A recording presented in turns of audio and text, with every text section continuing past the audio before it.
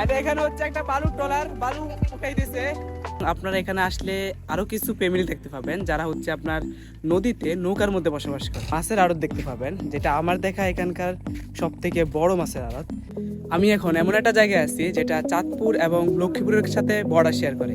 And এইখানে তিনটা খুবই পপুলার রেস্টুরেন্ট আছে, অ্যান্ড এইটা হচ্ছে মেঘনা নদীর একদম পাশে। সো আজকের এই ভিডিওতে আমি এই জায়গাটাকে এক্সপ্লোর করব এবং জানার চেষ্টা করব এখানকার মানুষেরা তাদের ডেইলি লাইফ কীভাবে অতিবাহিত করে। অ্যান্ড সবশেষে এটা জানবো যে এখানকার রেস্টুরেন্টে কেমন খাবার পাওয়া যায়। সো আজকের ভিডিও শুরু করা যাক।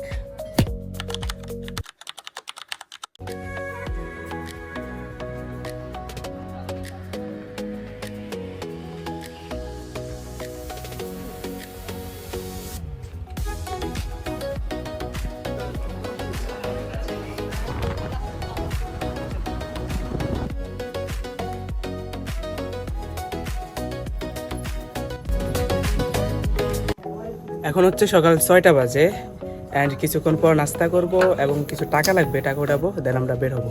এইখানে টোটাল 3টা ঘোরার জায়গা আছে। সো আমি ট্রাই করব একটা একটা করে সবগুলোতে যাওয়ার জন্য, এবং এই ভিডিওর শেষের পার্টে আমি আপনাদেরকে বলবো এইখানকার মানুষেরা কিভাবে চলাফেরা করে এবং তারা তাদের জীবিকার জন্য কি কি কাজ করে থাকে।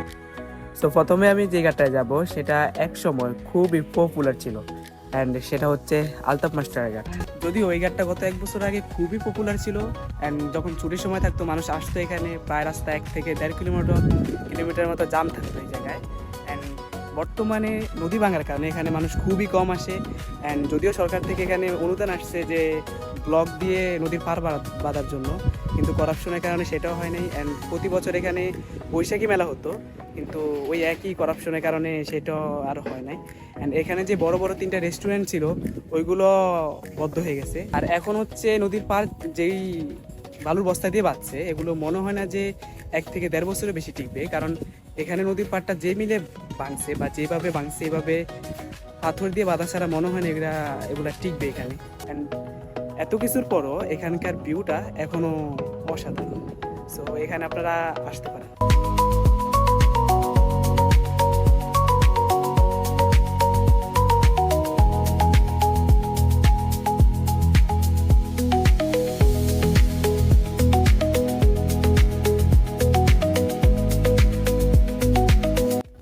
সো এখন হচ্ছে আমাদের অনেক খিদা লাগছে, তো আমরা এখানে কিছু খাওয়ার জন্য একটু রেস্ট নিছি। অ্যান্ড এখানে হচ্ছে রাকিব ভাই আর হচ্ছে ইউসুফ ভাই আমার।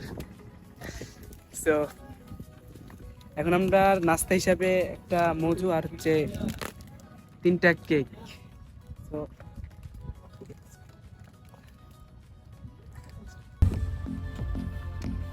সো এখন যদি আমি আপনাদেরকে এখানকার লোকাল মানুষ আছে তাদের কথা বলি, এখানে প্রায় 5,000 থেকে 7,000 মানুষের মতো এখানে বসবাস করে। তারা হচ্ছে খুবই ফ্রেন্ডলি। আপনি যদি তাদের সাথে কথা বলেন, তাদের সাথে মিশেন, তাহলে হয়তো বুঝবেন। আপনি যদি এসেই যদি চলে যান তাহলে হয়তো বুঝবেন না। আপনি যদি সকালে আসেন and এখানে ঘুরেন, এখানে হচ্ছে নদীর পাড়ে দিয়ে যদি হাঁটেন তাহলে দেখতে পারবেন, এবং তাদের সাথে যদি কথা বলেন তাহলে হয়তো আপনি বুঝতে পারবেন যে তারা কতটা মিশুক। অ্যান্ড এই এরিয়ার আশেপাশে যারা বসবাস করে তাদের জীবিকার মেন উৎস হচ্ছে তারা নদী থেকে মাছ ধরে এবং সেটা নিয়ে আড়তে বিক্রি করে।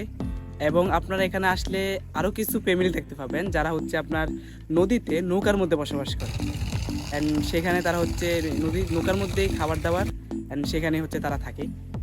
সো আপনারা যদি এইখানে আসেন তাহলে এখানে একটা মাছের আড়ত দেখতে পাবেন, যেটা আমার দেখা এখানকার সব থেকে বড় মাছের আড়ত।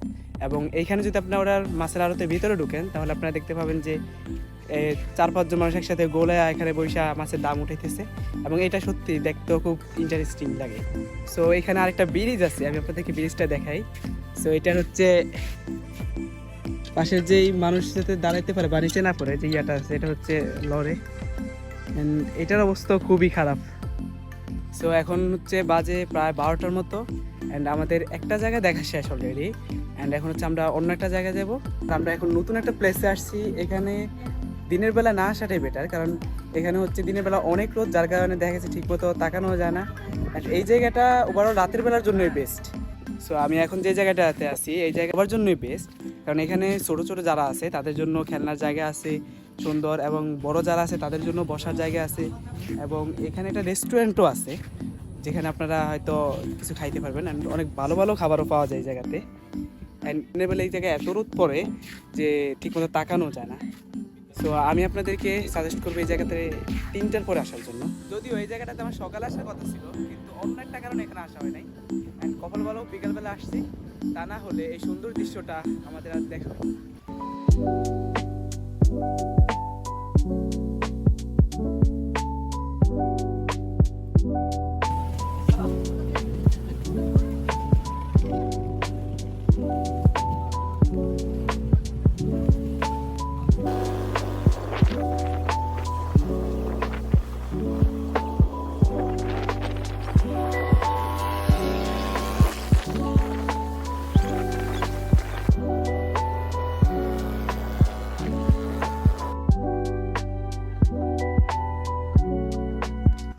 এখানে হচ্ছে একটা বালুর ট্রলার, বালু উঠাই দিছে এন্ড এগুলাকে অন্য এক জায়গায় নিতেছে ট্রলার দিয়ে।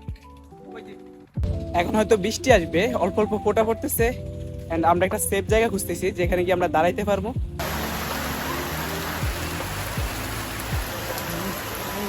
হ্যালো, যদিও পরবর্তীতে বৃষ্টির কারণে আর ভিডিও করা হয় নাই, সো আজকে ভিডিও এতটুকু পর্যন্তই।